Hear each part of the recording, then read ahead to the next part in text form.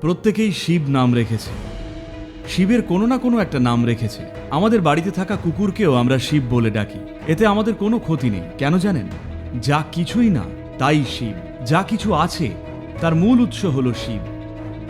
যে একটা উপলব্ধি করেছে সে শিব, যে উপলব্ধি করেনি কিন্তু উপলব্ধির সম্ভাবনা আছে সেও শিব। কুকুর সে কিছুই বোঝে না কিন্তু সেও শিব। তাই শিব মানে শুধুই কোনো ভগবান ভেবে নেবেন না।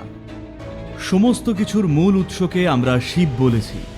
তা থেকে যা কিছুই এসেছে তার সব কিছুকেই আমরা শিব বলেছি। তাই এখানে দেখবেন হাজার হাজার মানুষ নানানভাবে শিবের নাম রেখেছে। এরা কি সবাই উপলব্ধি করে ফেলেছে? না, উপলব্ধির সম্ভাবনা আছে, এটা মনে করিয়ে দেওয়ার জন্য। আপনাকে শিব নাম দেওয়ার কারণ হলো রোজ আপনাকে শিব শিব বলে ডাকলে হয়তো কোনো একদিন আপনি বুঝে যাবেন মা বাবার এই আশা। কোনো না কোনো দিন ঠিক বুঝে যেতে হবে।